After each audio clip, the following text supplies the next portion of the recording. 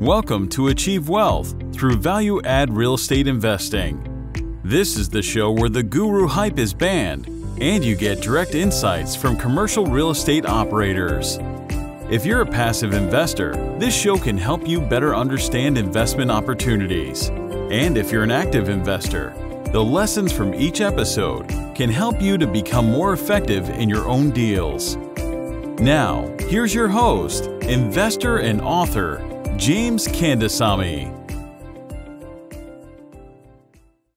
Hi, this is James Kandasamy. Thank you for listening to this podcast. I appreciate you. I know I provide a lot of value through this podcast, and I want you to share it with your friends, with your families, and anybody else that you know that kind of benefit from listening to this kind of content. Go and share it through Facebook, through LinkedIn, through Twitter, through Instagram, or any other channels that you want to share it, because sharing is caring. Thank you. Let's go on with the show. Audience and listeners, this is James Kandasamy from Achieve Wealth Through Value-Add Real Estate Investing podcast. Today, I have Matt Faircloth, who's pretty famous and popular in bigger pockets, I would say, right? So I got to know him maybe 5-6 years ago when he was pretty active in bigger pockets. I presume he's still pretty active right now, right? Hey, Matt, why not you say hi to all the audience and listeners? Hey, James, thanks for having me. Great to be here. Yeah, that's good. I'm happy to have you here. I think you recently, I don't know whether recent or not, maybe 1 or 2 years ago, raising private capital book, right? How recent is that? It was about 2.5 year old. 2.5 years. The book came out in August of 2018, but it's still valid. And the book it's called Raising Private Capital, and it is geared towards subtitle building your real estate empire with other people's money. But it's really geared toward the concept that everybody knows people with money. And the book tells you how to go out and find the money, how to structure deals with people with money, and how to exit from people with money and pitfalls that you could do. And it's chock full of personal stories from me. And that. So yeah, I'm super proud of it and excited by it. Okay. Yeah, we're gonna go deep into that book in a short while. But why not you introduce yourself to our audience? Sure. No problem. Thank you, James. So I got started in real estate in 2002, I think, when my girlfriend, now wife, gave me Rich Dad, Poor Dad, just like many other people, that little purple book changed a lot of people's lives. Right. So, it got me full-time into real estate as an investor. And, but before that, I bought a rental property that I lived in and had 2 of my buddies live with me. And since then, it just turned my head to the power of real estate. And over time, I started to acquire more. I quit my day job, and my wife and I figured out how to live off of her income only while I built our rental company. And since then, we got through the 2008 recession, did a ton of fix and flips. Had some wins, had some losses, had some ups, had some downs, but really focused a lot of our drive on residential housing. We've always been primarily a residential housing provider. And the mantra for our company is to transform lives through real estate, because we believe that real estate really benefits so many people, whether they be investors, employees, or tenants. And so that's the mantra for our company, to transform lives through real estate. And we're really committed to just do what we do and make properties better, make investments better for people, giving people an alternative place to invest, while we go out and make a difference in our communities and stuff like that. So we're for profit, but we're for profit with a very big conscience. On that. So that's a bit about us. Got it. It's very interesting because I want to go a bit more detail into your life in the beginning, because usually I'm just trying to connect your business and your passion for helping changing communities. So was there anything in your upbringing or something that was aha moment for you that aligns you more towards this, hey, I want to improve people's life? Yeah, I mean, it's good. Thanks for bringing that up. So I started out my life, I'm adopted, right? And so, but I've always known that I was, and I was only 2 months old when my birth parents my adopted parents got me. But I was always given that level of acceptance. And my parents always told me they had a gotcha day for me, you know, the day that they got me and stuff like that. And I remember them. Yeah, I've always remembered being okay with it and approaching the world with love around it. Even something that was supposed to be a scar that I had, and something that other people that I know that are adopted have had a hard time dealing with, that accepting that fact. It's something that I've, you know, always been okay with. And it's caused me to see that there's plenty of love to give in the world, and there's plenty of love to receive in the world, and there's plenty of acceptance. And so it taught me that's the first lesson. And also when I got older, my parents allowed me to begin the search for my birth family. And so I searched for my birth family, and I found my birth father. He denied contact. He still lives in North Carolina and has denied contact from me. And it's okay, you know, because I did what I could do. I reached my side. And then we found my birth mother, and we made contact. We became friends. She had two lovely daughters that were born well after me from another father, and so they're now my sisters. And so what I've learned is through that whole process is just the arching presence of love everywhere, and the arching presence that if you look hard enough, you'll see good things. And it's turned me into probably one of the best optimists and seer of the good in people all over. And so that's taught me a passion for humans through the whole thing, about just through seeing love in things and seeing the good news that comes out when you look and you seek and you think positively about things and stuff like that. So that's my adoption story really created this, desire to help spread good things to others, and to see the good in other people too. And so I attributed that and a few really good books that I read when I was an early teenager that my mother got me programmed into. And it really helped me get programmed into my faith and my belief in higher power, and that bring all that forward. And I met my wife, who she has her master's in social work. And she has always wanted to make a difference in the world, has always wanted to make a great impact on people. And so her and I together are very passionate about making a difference in people's lives. And so we felt a long time ago that real estate was a great way to do that. While you also make a good living, you can also make a really positive effect on the way that people live, and really affect their lives at the core through a company that has integrity. Yeah, it's a very touching story. So I appreciate you sharing with us. Usually I go into that level of detail at the end, but I really want to catch that because, I see people with passion of helping others. They, it's usually there's some connections, based on their life. And I mean, even for me, we love helping our community. We love helping other people. We just launched our 501c3 nonprofit. Awesome. Right? Where we help orphan kids, get education. Right now we have like 330 kids right now, which we are paying on monthly basis, and they're getting education. This is like in India, Africa, and Mexico. And we have great. Yeah, God absolutely. Bless. Absolutely. I mean, it's just so surprising, right? We can do this because we have real estate with us. Yes. Right. So you can do that. And you know what, James, because you have real estate with you, you could go, let's just pretend there's not COVID for a minute. Yeah. You could go to Africa and spend a week or two, bring your laptop with you, and spend a week or two actually facilitating and teaching and being with those children and showing them compassion and showing them humanity. Now I get, because of COVID might be hard to do. So right now, maybe just education and money will help. But what's great about real estate that I love the most is real estate gives us our time, right? And I can still make money, but not trade those hours exactly for the dollars that I make. I might work very hard and create a cash flow stream, but then I don't have to work. I still have to work to maintain it, but I don't have to put in the amount of hours in compensation for the dollars I get back from the cash stream. Correct. So, and that enables you to really make a difference and do what matters in life. Yeah, absolutely. Right. I mean, when I was working W-2, it's super hard for me to really go and do this kind of things, because I don't know, for W-2, your pay is just enough for everything, right? And, I mean, real estate, do give us a business income. We have to have I do have a much better income than my W-2, but if I don't know, it's very hard for me to imagine that doing this, doing W-2. And on top of that, we also contribute a lot to our community. All our community has mini libraries. We set up mini libraries for kids. We try to do a lot of things, like we do Thanksgiving and Christmas. So just want to share that, because I don't know whether I shared it in any of my podcast recording, but listening to you, I just want to the listeners to hear that, hey, we are also give back, and we do love giving back.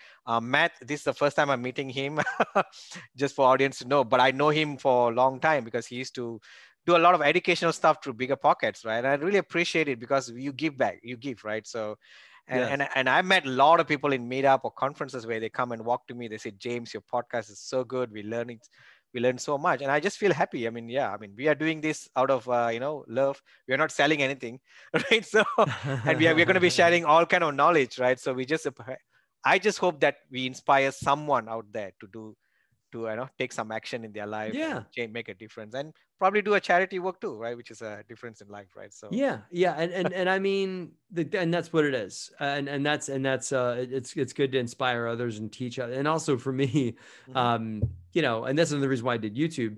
Why I do YouTube and why I contribute to Bigger Pockets is to try and show people how to not do what I did when I first got started, so that they can hit success faster.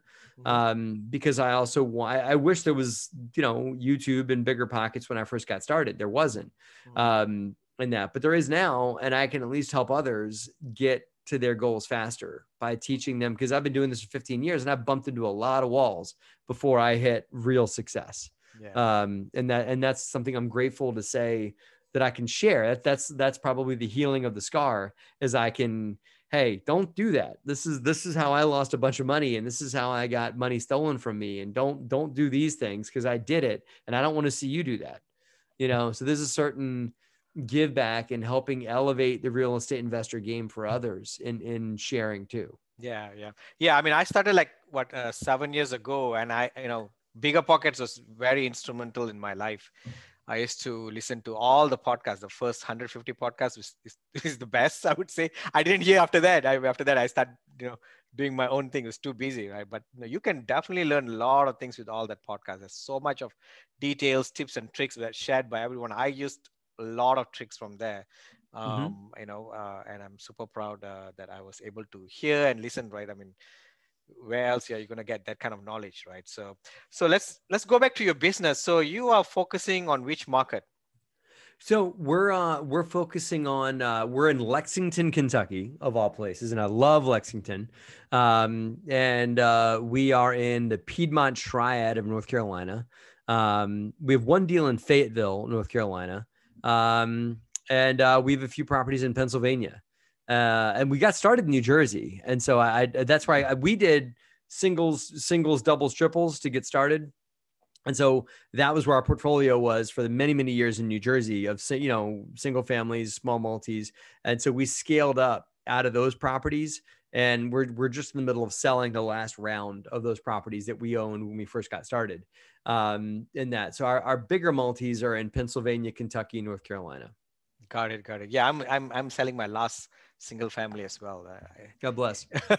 It's a good schoolroom. It's a good lesson in all that. Absolutely. You learn so much from single family that, I don't know, sometimes it's very hard to just go direct to multifamily. I know some people do it, but I think it's just, luck, right? So well, I believe that there's two ways to get into multifamily. You either need, and I don't believe personally, and this is just between me, and you disagree, but and a lot of the gurus that want you to pay them $10,000 for the secrets of real estate will disagree with me. But I don't believe that you can walk into real estate investing and go and buy a 100, 200 unit apartment building all by yourself, right? So not going to happen. The gurus would love for you to believe that, and they will charge you 10, 15, 20, 30 grand so they can teach you how to do it. But it's going to be very hard to do. The two ways that I know of to get involved in real estate are to scale small, as you and I did, to start singles, doubles, triples, and scale up fast through that. Learn the ropes, get into deals that are super entry level you can get in, and get the battle scars and get the wins, and get the successes and get down the business processes and the procedures, and then very quickly scale it up. I tell people sometimes, hey man, double your portfolio every time you do a deal. It doesn't sound like much, but guess what? You do a 2-unit, then you do a 4, then you take the 4 and do an 8, then you do a 16, you do a 32, it scales up quick. The other way you can do it is to come and join someone's team that's already successful in multifamily and eventually spur off and do your own thing, but to learn the ropes underneath a way larger umbrella. Now, a lot of people don't want to do that, but there are plenty of opportunities to take people that have been doing this for a while, like you and I have, and to find a way to add value. To say, hey, James, I see you're in Austin and San Antonio. Well, how about this deal in Houston that I found? Or how about this deal in Dallas? And it's an off the market deal. I farmed it myself. All you got to do is help me fund it and put in the asset management team, and we can do it together. You maybe would consider doing that deal. Yeah. I mean, if you won't do it, maybe they can call me, but, absolutely. But that if you can find a way to add value to someone's way larger multifamily outfit, it's a good way to get into the game too. We decided to do it through scaling up, and others have done it through getting involved in teams, but those are the only 2 ways that I know of to get active in the space and to be successful at it. Yeah, you do not want to skip the elementary school and go direct to college, right? You may miss people out want something. To do that though. People want to just buy the way into college. We can do it. You can do it during market, peak, right? Market's always going up, right? So you really, sometimes you don't. It is always going up, right? For the past 10 years, for the past 10 years, yes, but it does come down too. When it comes down, like right now during COVID, right? You have to figure out how do you, do a resident retention. How do you collect money, right? And that are the things that you don't learn when the market is going up. You're just hoping that your property management company or third party is going to do it and just ride it through, right? But had I not gotten started in small real estate, I would not then have. We did very well during last year in 2020, but I think that a lot of it had to do with that I had the experience on smaller real estate. So I knew collection. I knew how to collect rent, and I knew strategies to get tenants that were financial hardship, the help that they needed. And I knew because I did it to the guy who was living in my duplex when I first got started, and everything like that. So I had that guy get laid off, and I helped him find resources so he could pay me his rent. Right. So at the end of the day, had I just walked into multifamily and COVID happened, I think that would have been a different story.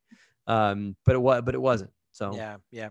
I'll be surprised on how many, sponsors or operators have never even read a lease, right? They do not know what's the lease. What are the conditions, right? The property manager does that, right? James, I just rely on the property manager to give me their lease. I know. Right. But that are the strategies you need. When the government said we're going to keep people in the house, then now you have to go back to your lease terms and figure out, right? Our lease doesn't let you do that.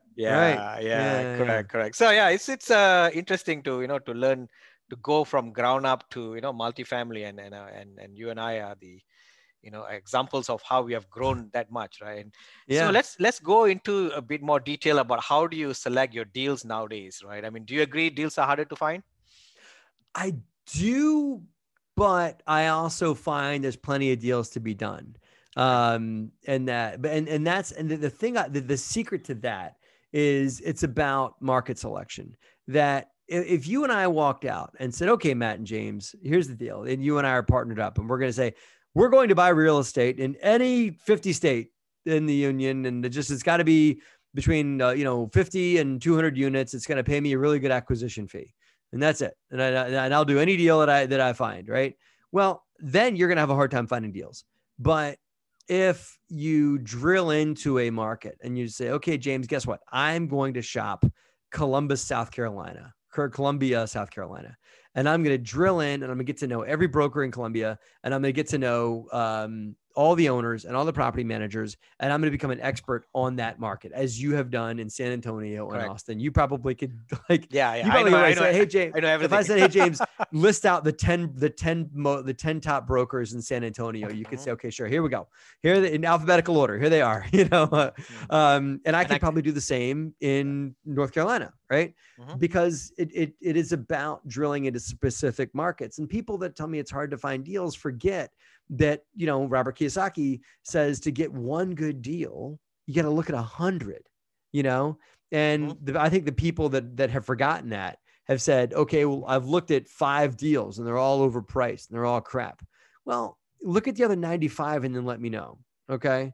You got to keep digging in and keep talking to more brokers and keep, and brokers aren't taking you seriously. It's probably because you haven't met them face to face, or because you haven't done enough Zoom calls with them, or sent them a nice gift, or send them a bouquet of flowers for taking your phone call last week, or whatever it is.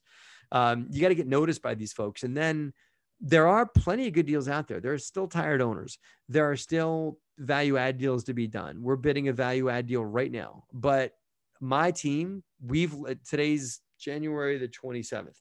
My team has looked at like 20 deals so far. I think it's 17 to 20 deals in the last 27 days of January. We've underwritten that many deals, right? That's what you got to do to get good deals. So people that are telling me, oh, I don't get any good deals. Yeah. Well, how many have you looked at? Oh, I looked at 2. Yeah. Well, they're both really bad. There's somebody else who's looking at 98 others, right? And they are going to get one deal, right? So right. I don't believe that there are no good deals to be had. You got to look at that. Just means you got to, cast your net a little deeper and maybe go deeper into the market that you want to be in, and maybe don't shop 15 markets, shop 1 or 2.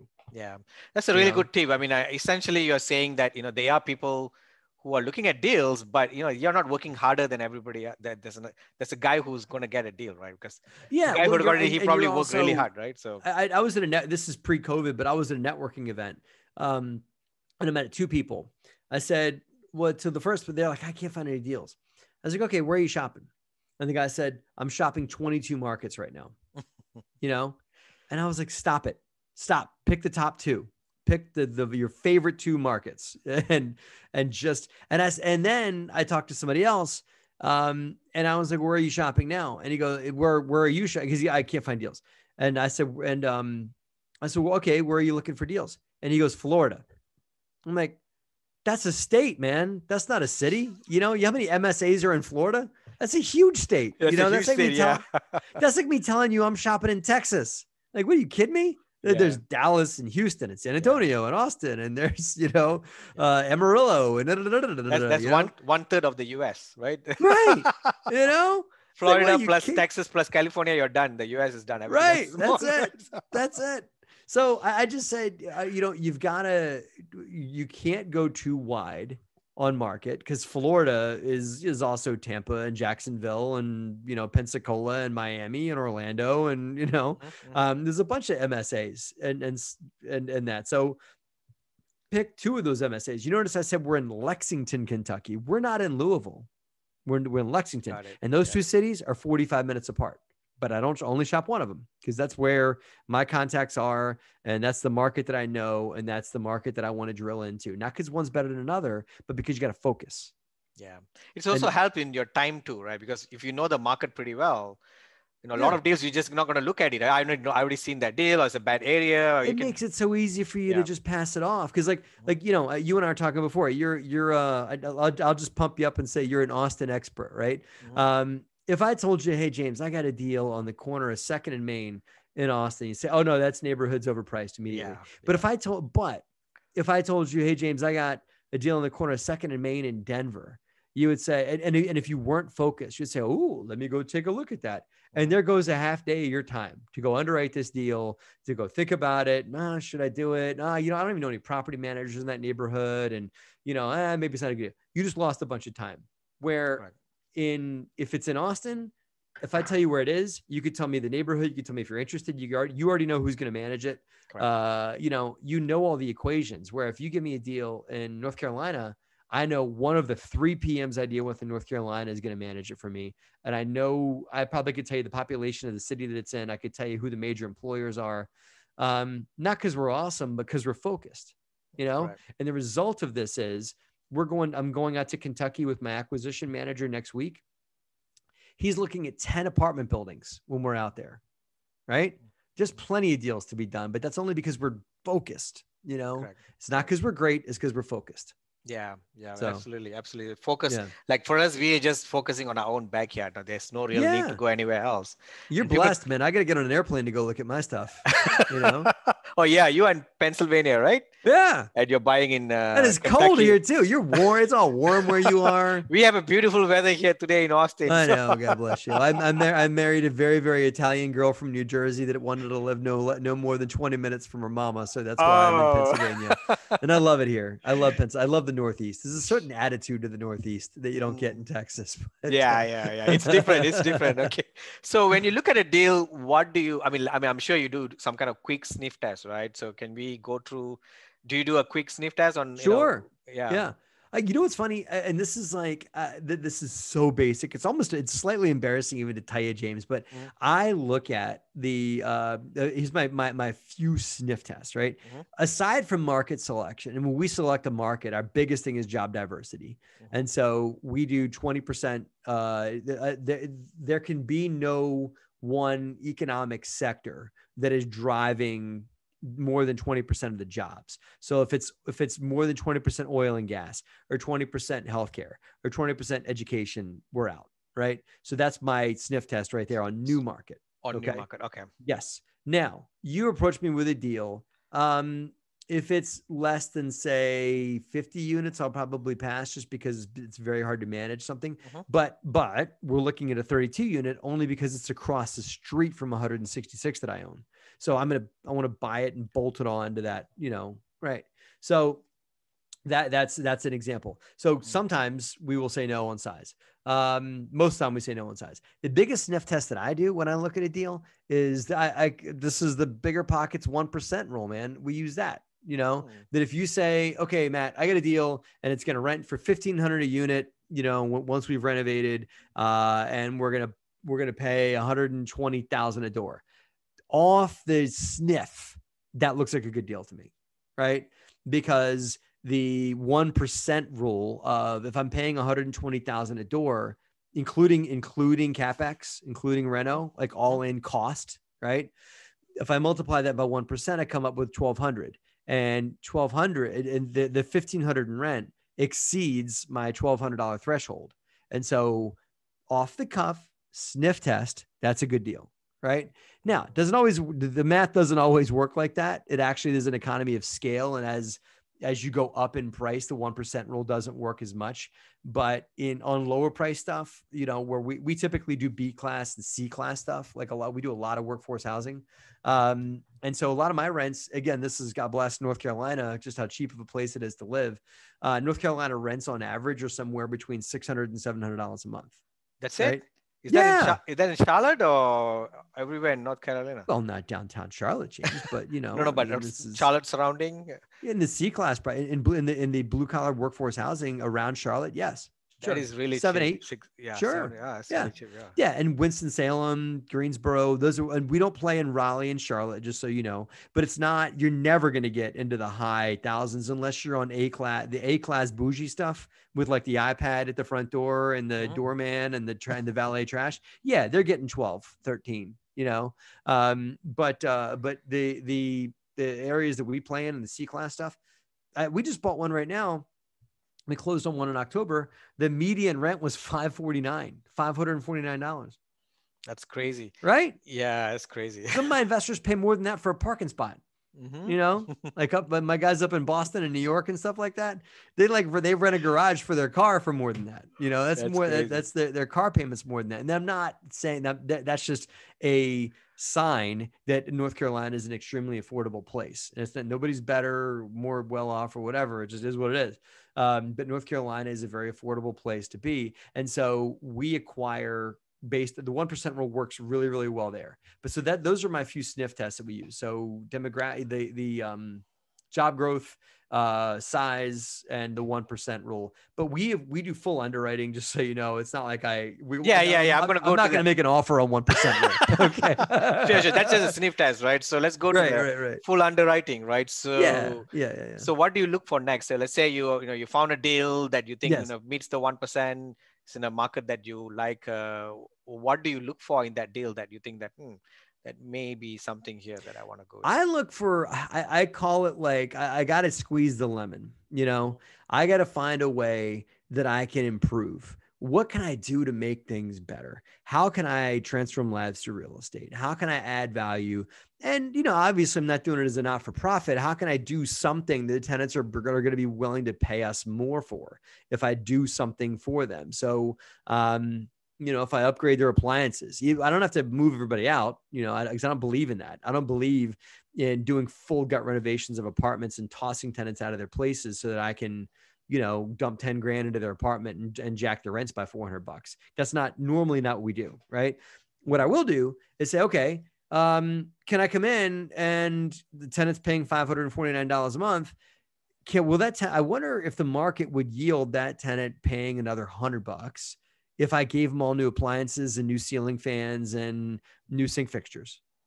Would they, if I gave them stainless steel appliances and all that, which I can do all that when they go to work. They go to work, they come home, boom, new appliances, new lights, new everything. It's like Christmas. It's like Christmas Day when they come home from work, So can I do that on an occupied apartment? That I look for a lot. I don't know, call me like just because I have young kids, James, but it's like, can I put in a playground? I don't know why this is for me, but I'm like, my team makes fun of me because like, oh, Matt, where's Matt going to put his playground?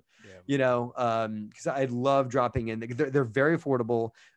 Parents love them. Kids love them. It draws community, and everything like that. It makes people feel like it's something, hey, I could bring my kids up here. This is a nice playground. And we do nice ones, like kind of stuff that I wish I had when I was a kid, like nice, not big playgrounds. Like I got one that's like a snow castle. Like the top part of it is like 25 feet tall. We put I want to come and live there. Yeah, it's in Kentucky. It's beautiful. So I got a playground. We dropped in a playground. I put in a soccer field, and we put in a nice grilling station, not the like charcoal ones that nobody uses, not those. We put in a propane gas fired two grilling station, nice with like granite around the outside of it, grilling area. It's like a family party. You have your kid's birthday party there. It's beautiful. We do that because it draws community and it benefits people. They love it. And I love people. And so it does that, but it also draws community and makes people want to stay because they don't move, because vacancy is the biggest killer of real estate cash flow. It's not anything else. It's not, real estate taxes or whatever. It is vacancy. And if you can diminish vacancy in your properties by making people want to stick to your property and stay there, then by giving them new appliances and a playground and a bunch of other amenities that they would like and treating them with respect, then they'll stay longer. And that's a great way to make cash flow. Yeah. So you're absolutely right. The turnovers and vacancies are, is the biggest, loss of efficiency, loss of cash flows goes through that, right? If you can keep people longer. Yeah. 2 months vacancy will likely chew up any rent bump you were going to get, Yeah, correct. Yeah. So we try and do reno in place. And when tenants move out, we'll do a full gut. Yeah. Cause the market's still there. So I look for ways that I can, do organic improvements and everything like that. And, and just ways to make the property feel better, safer, and mismanagement. That happens so much, James. You probably see this too. Oh yeah. So much of mismanagement. It's a lot of mom and pops, we bid one in Baltimore. We didn't get, but the guy had his whole family working there.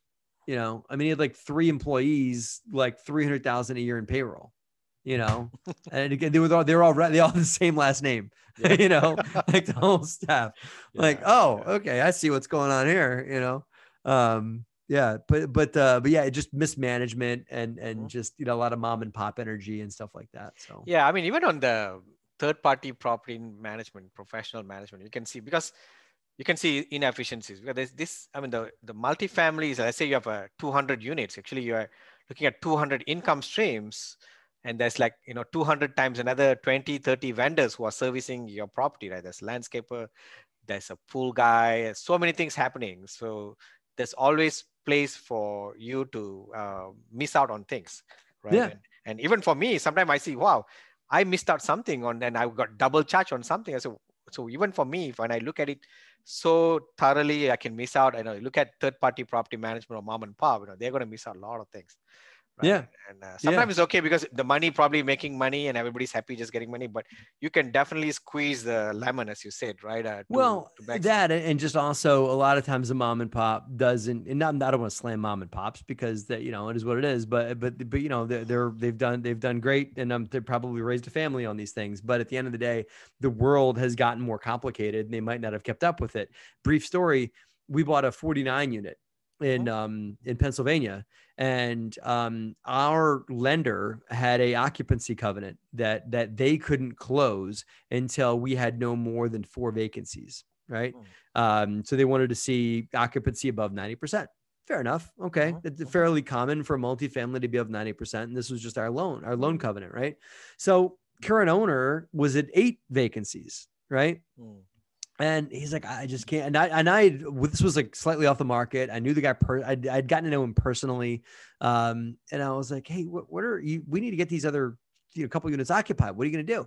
He's like, well, I just can't seem to. The phone's just not ringing these days. And I was like, what do you mean the phone's not ringing? And I was like, how are you marketing it? Like, what sites are you on?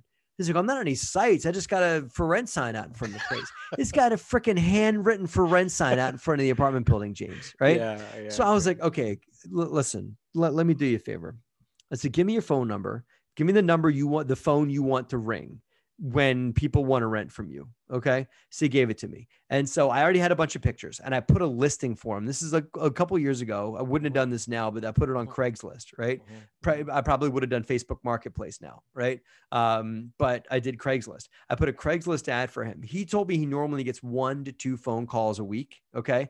I put a Craigslist ad out on a Friday. He got 27 calls over the weekend. Wow. Right. And he was like, and he calls me Monday morning. He was like, that's amazing. That Craigslist. That's so great. And I'm like, yeah, it's friggin' what people do now. And he leased up. We had like 1 vacancy day of closing. Right. And so he leased up all those vacancies, and I'm not making fun of this guy. All I'm saying is the world has changed. Right. And if the owner's not on top of how the world's changed, then there is a huge opportunity to shift management and bring the property up into the 21st century. And another example, that complex we bought didn't have a Google pin drop, Really? Yeah. But that's like, people are like, oh, that's crazy. But guess what? These people have no idea what that is. And so here's a tip for any of your listeners. If you guys are looking for apartment complexes that are owned by mom and pops, find one that doesn't have a Google pin drop, If it doesn't have a Google pin drop, that's old news, man. That's easy to do. And if they have not done it, that means they don't know how to do it. Right. And if they don't know how to do it, then call a handwritten for rent sign on the front of the place and call them and say, hey, listen, I love your complex. I love the location. Would you be open to selling? And we've done a few like that just had either mismanaged online presence, like only negative reviews, only how bad the place was because mad tenant goes and writes a bad review, or no reviews at all because they had no Google pin drop. Interesting, right? Very, very interesting. Yeah, I mean, it happens even on a big cities like San Antonio, Austin too. It definitely happens as long as it doesn't go to the brokers, because once it goes to brokers are going to push the price really high. I mean, well, that's the problem. Yeah, then you're going to buy a property which doesn't really produce cash flow at very, very high price, and you have to be very, very careful about. That's the problem. Is these brokers are doing their job. Their job is to get the best price they can. Yes, but everything's going to best and final, and best and final, and best and final, and it's like okay. Enough, you're self-bidding and you're overpaying end of the day, right? You may have won the bidding war, but actually you didn't realize that you're the only guy who paid the highest price. You agreed to make the least amount of money for the property, and the sponsors have agreed to take the most risk. And they have to turn around to their investor and say, we underwrote it most conservatively, but actually we won the bid among 30 other people. Well, I mean, that doesn't jive, right? No, I know. It's interesting. Hey, and I mean, I'm just commiserating with you because that's how we've won a lot of our deals, is by these crazy bidding processes and stuff like that. But, a lot of times it's what it takes to get in. And if you believe in your business plan, then you can still win, Awesome. in that. So, okay, cool. So Matt, why not you tell our audience how to get hold of you? Sure. So an easy way, DeRosaGroup.com, DEROSA Group, DeRosaGroup.com. On that site, you can find out about you can read more about our YouTube page, which is just youtube.com/DeRosa Group. You can read about my wife's podcast, which is called the Real Estate Invest Her Show, which is there for the journey of the investing female, which is an awesome program, awesome community that they have. And you can also hear more about projects we're up to. So a lot of information is at DeRosaGroup.com. Awesome. Well, thanks for coming on the show. Do you want to quickly talk about your book? I mean, sure, I'll mention it. Yeah, you can. I forgot. You can get that on my website too. You can pick up a copy of my book either on BiggerPockets at biggerpockets.com/store, or you can get it on my website at DeRosa Group, which just links over to BiggerPockets, and you can get it on Amazon too. So any way you want, you can get a copy of that book, and it's been a great book. I enjoyed writing it. Raising Private Capital is the name of it. And it is about how to find money out of your own network in that. So it's a great book. Very happy with it. Awesome. Well, Matt, thanks for coming on the show. I mean, I'm sure you had tons of values and my listeners are going to be very happy with this. Thank you. Thank you for having me, James. It's been a lot of fun. That's it for this episode. If you'd like to learn even more, check out James's free audiobook. It's the audio version of his best-selling book on passive investing. You can get the audiobook completely free, along with other valuable resources, by visiting www.achieveinvestmentgroup.com/free audiobook. Also, be sure to join our Facebook group too. To find it, just do a Facebook search for Multifamily Investors Group. Thanks for listening. Join us again for another episode next week. See you then.